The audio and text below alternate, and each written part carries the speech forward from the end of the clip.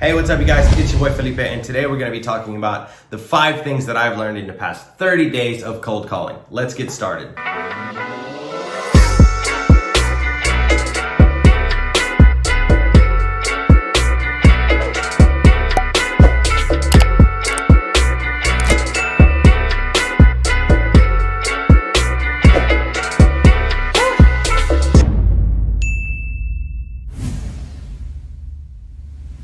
All right, guys, before we get started, as always, please hit the like button, leave me a comment, and subscribe to the channel if you've liked my other videos. This one in specific is going to be in regards to the 5 most common things that I come across or that I have learned in the last 30 days of strictly cold calling. We've logged in hundreds of calls. We use a dialer called Mojo Dialer, and we pull our list from PropStream, links below.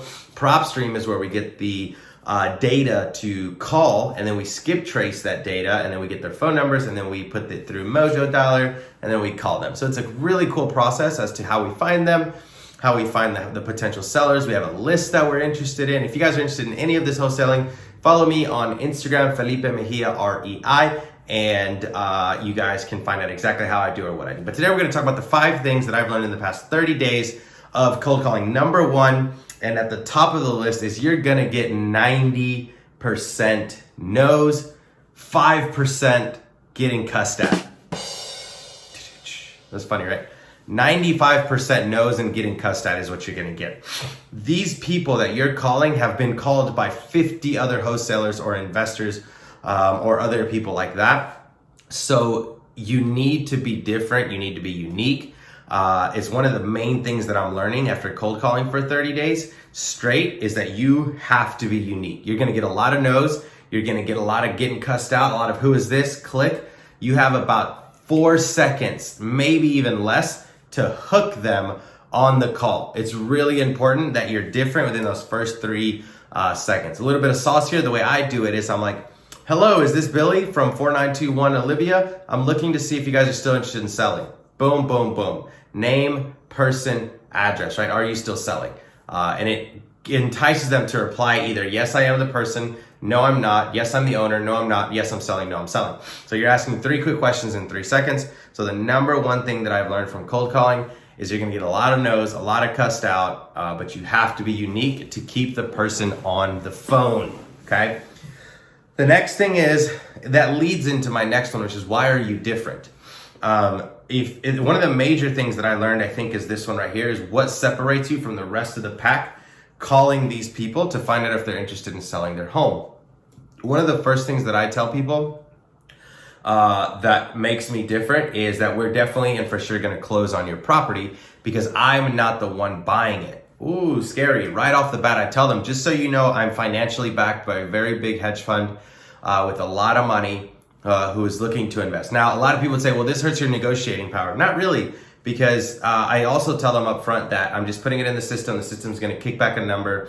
It's not extremely negotiable, but at least they get a cash offer on their house. We pay for all the fees and all that, and they know that, or we educate them on that part, right? So why are you different is huge. A lot of times these people have also been drugged through the mud. Other investors offer them some outlandish number, they never close on it, and these people have now stuck 30 days working with people. So they already have a bad taste about investors. So please, please, please, please, please don't do that. Don't ruin it for the rest of us. Why are you different is huge when doing these cold calls.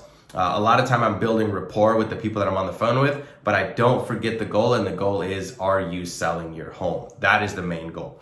The third thing that I'm learning is just be polite. You're gonna get 100 no's and a bunch of people cussing you out, and you can't drag that into the very next call, right? The very next call could be little Betty Sue, who's super, super nice, and you've been cussed out 17 times in a row. You have to be polite every single time. You can't allow your emotions and your fears and your negativities to get to you because you're gonna lose that next deal. You have to be polite at all times, right? You have to keep up a good persona on the phone or whatever, right? Smile, I guess, the whole time. So don't let the last call drag you into the next call. Number 4, be honest. Don't lie to them and say, hey, I'm the end buyer. I'm gonna do this, I'm gonna do that. Don't overpromise and under-deliver. Keep your mouth shut. It is more important to keep your mouth shut and let them talk than for you to get all your information out. You're excited because someone finally picked up the phone. You're excited because you potentially have a deal, right? You got all this stuff going on. But number 4 is be honest. And here's a little 4.5, 4.5. Listen to understand the seller. Don't listen to reply. A lot of times I see the problem with cold callers is they're listening to reply. Oh, he wants 215. I'm going to offer him 200. And they're like itching to get that out, that they're not even listening to them talk about why they want 215. So listen to understand your seller versus listening to reply. Make sure that you take that very serious. Number 5, offer low, so low that it's embarrassing. This is one that took me a while to learn. If your offer is comfortable to you, if your offer is close to their offer or their request price, then you're probably going to do it wrong. Your main goal at the very beginning when making your offer is it has to be so low that your gut's stretching. You're like, you don't even want to say it because it's so low and embarrassing and you're afraid of, the worst thing that's going to happen is they're going to say no or hang up on you. That's happened a bunch of times. So make your offer so low that they know that you're not going to budge a lot, right? So that's the next thing that I tell anyone who's cold calling, or the things that I've learned in the past 30 days is you have to offer really, really low, or you're going to put yourself in a position where you don't want to be.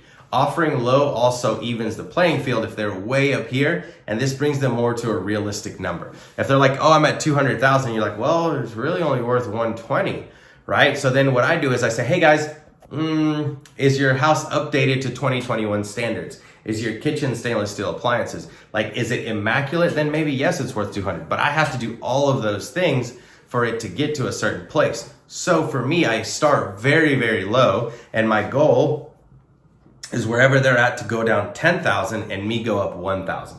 So if they're at 100 or 200,000, I'm at 100,000, I'm gonna say, look, I'll tell you what, I can do maybe 102, but we're gonna have to talk about it, or 101, but we're gonna have to get more information on the property. And then they'll go to, well, what about 190, 185? Like, what, can you do something there? Bam, you just made 15 grand by saying 101. Ma'am, if I can push 105, can we make this deal happen today? Look, Felipe, I'm gonna be honest with you. I'm really looking for 150,000. I need to pay my bills, yada, yada, yada. You just saved 50 grand. And you just continue this process until you come to a very good agreement. And then the last price needs to be what they said. So if they're gonna, at the end of it, you go through a bunch of negotiations and then they say, Felipe, if you can do 120, I'm done, I'll close. We're great, done, sign here. They just went down 80 grand, you went up 20 grand. It's a great deal, right? For everyone. So those are the 5 things that I've learned in the past 30 days of making a ton of cold calls. A lot of no's, and you're gonna get cussed out a lot. Why are you different? What are you doing different than every other wholesaler that's calling the same client?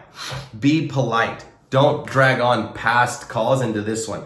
Be nice guy. Number 4 is be honest. Don't overpromise and underdeliver. And then number 5 is offer so low that it's embarrassing. Coming up $1,000 or $2,000, allow them to come down $10,000 to $20,000 at a time. Thanks, guys. If you love the channel, please hit me a like, comment, and subscribe for more videos just like this.